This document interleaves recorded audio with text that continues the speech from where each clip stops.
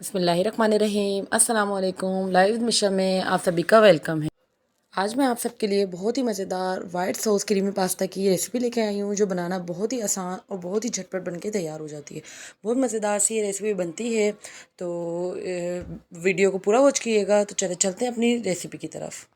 یہاں پہ میں نے 1.5 پاؤ قریب چکن لیے، اچھی طرح واش کیا، اس کو چھوٹی چھوٹی بوٹیاں کر لیں۔ ساتھ ہی میں نے 1 ٹی اسپون نمک ایڈ کیا ہے، 1 ٹی اسپون کٹی ہوئی لال مرچ، 1 ٹی اسپون کٹا ہوا دھنیا، ½ ٹی اسپون پسا ہوا گرم مسالہ، اور 1 ٹی اسپون آپ نے جو ہے تکا مسالہ بھی ایڈ کرنا ہے، اور 1 ٹی اسپون ہی چاٹ مسالہ بھی۔ ساتھ ہی آپ نے 2 ٹیبل اسپون دہی کا بھی ایڈ کرنا ہے، اور اس کو اچھے سے میرینیٹ کر لینا ہے۔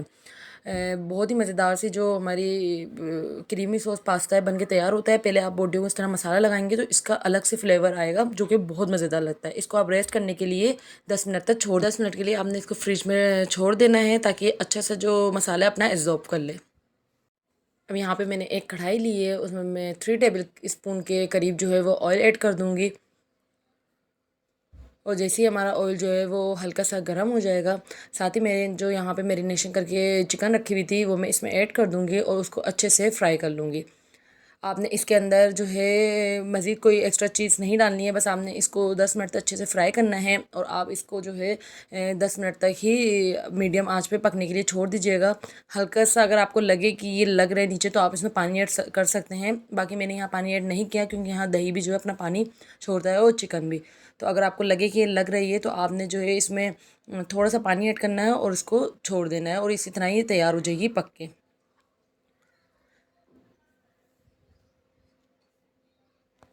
یہاں دوسری طرف ہم میکرونی بوائل کر لیتے ہیں، جس کے لیے میں نے یہاں پہلے سے ہی پانی کو بوائل کرنے کے لیے رکھ دیا تھا۔ اب میں نے یہاں پہ 1.5 کپ جو ہے میکرونی ایڈ کر دوں گی۔ اس میں جیسی پانی بوائل ہوگا تبھی ہم نے اس کے اندر میکرونی ایڈ کرنی ہے۔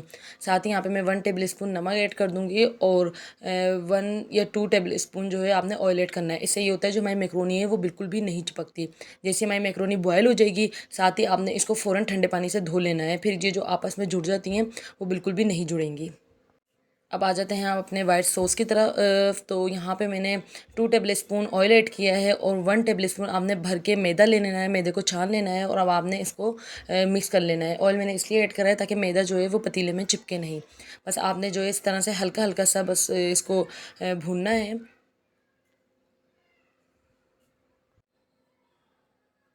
ساتھ ہی میں نے یہاں پہ 1 بڑا کپ دودھ لیا تھا۔ اب میں تھوڑا تھوڑا کر کے جو ہے آپ نے اس کے اندر ایڈ کرتے جانا ہے، اور جو ہے آپ نے اچھے طریقے سے اسپون چلاتے رہنا ہے۔ ہلکے سے پہلے لمس بنیں گے میدے کے، لیکن آپ نے بالکل بھی نہیں گھبرانا کہ لمس بن گئے تو نہیں سنبھلے گا۔ آپ نے اس طرح سے جو ہے اپنے چمچے کو پریس کرنا ہے، اور اس طرح آپ کے سارے لمس ختم ہو جائیں گے۔ بس آپ نے جو ہے اس کے اندر تھوڑا تھوڑا کر کے دودھ ایڈ کرتے جانا ہے۔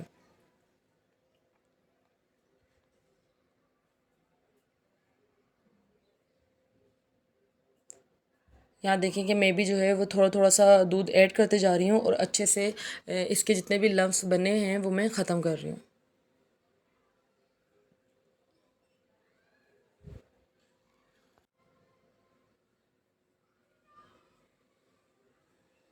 اب یہاں پہ آپ دیکھ سکتے ہیں کہ لمس کافی حد تک جو ہے کم ہو گئے ہیں۔ باقی جب ہم اس میں کریم اور دودھ کا اور استعمال کریں گے تو تب بھی اس کے لمس تقریباً بالکل ختم ہو جائیں گے۔ یہاں پہ میں جو 1 پیکٹ میں نے کریم لی ہے، فریش کریم۔ اگر آپ کے پاس کریم نہ ہو تو آپ سمپل بلائی بھی لے سکتے ہیں۔ اس طریقے سے آپ نے ساری کریم ایڈ کر دیں، اور اس کو بھی اچھے سے مکس کر لیں۔ بہت ہی مزیدار یہ وائٹ سوس بن کے تیار ہوتا ہے۔ جھٹپٹ سی ہماری جو وائٹ سوس میکرونی ہے وہ بن کے تیار ہو جاتی ہے۔ بس آپ نے ہلکا ہلکا سا ابھی بھی اس پوائنٹ پہ آپ نے دودھ ڈالنا ہے۔ جہاں آپ کو لگے تھوڑا سا ٹھیک ہو رہا ہے تو آپ نے اس کے اندر دودھ ایڈ کر دینا ہے، اور اس کو بھی اچھے طریقے سے مکس کر لینا ہے۔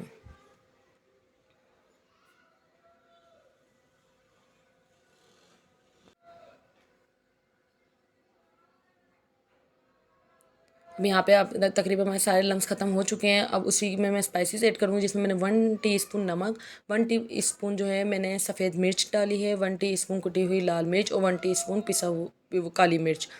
آپ نے اگر آپ نے جو وائٹ مرچ ہیں اس کا لازمی استعمال کرنا ہے، اس کو آپ بالکل اسکپ نہ کریے گا۔ یہ تھوڑے سے اسپائسیز آپ وائٹ سوس میں ایڈ کریں، اس کو بھی اچھے سے مکس کریں، بہت ہی اچھا فلیور آتا ہے۔ اب ساتھ ہی میں نے یہاں پہ جو میکرونی کو بوائل کر لیا تھا وہ میں اس میں ایڈ کر دوں گی۔ آپ دیکھ سکتے ہیں کہ میری میکرونی کو بوائل ہوئے ہوئے، اور میں نے اس میں ٹھنڈا پانی بھی ایڈ کیا تھا۔ اس کو 10 منٹ ہو گئے، اور دیکھیں کس طرح اچھی سی الگ الگ ہوئی ہوئی ہے، اور بالکل بھی ایک دوسرے سے جڑی ہوئی نہیں ہے۔ آپ نے جو ہے سوس میں ایڈ کرنی ہے، اس کو بھی اچھے سے مکس کر لینا ہے۔ ہمیشہ جیسے آپ کی میکرونی بوائل ہو جائے اس کو لازمی ٹھنڈے پانی سے دھویا کریں. اس سے یہ ہوتا ہے کہ میکرونی جتنی دیر بھی باہر رکھی رہے گی وہ ایک دوسرے سے جڑے گی بھی نہیں اور ٹوٹے گی بھی نہیں. یہاں پہ آپ نے اچھے طریقے سے میکرونی کو مکس کر لینا ہے. اب یہاں پہ جو ہماری چکن بن کے تیار ہو گئی تھی تھوڑی سی میں اس کے اوپر ایڈ کر دوں گی اور تھوڑی سی جو ہے ہم گارنشنگ کر لیں گے سرو کرتے وقت. تھوڑی سی آپ نے اس میں ایڈ کرنی ہے چکن کو اور اس کو بھی مکس کرنا ہے. بہت ہی مزیدار اور جوسی یہ وائٹ سوس کریمی پاستا بن کے تیار ہوا تھا اور اس کی چکن میں اتنا فلیور تھا ماشاءاللہ سے اس کے مسالہ لگنے سے. تو یہاں پہ ہماری جو مزیدار سی وائٹ سوس کریمی پاستا بن کے تیار ہے. آپ بتائیے گا آپ کو کیسی لگی ریسیپی, مجھے کامنٹ لازمی کر دیا کریں, میرے چینل کو سبسکرائب کر دیا کریں. پھر حاضر ہوں گی ایک نئی اور ایزی ریسیپی کے ساتھ. تب تک کے لیے مجھے دیجیے اجازت. اللہ حافظ.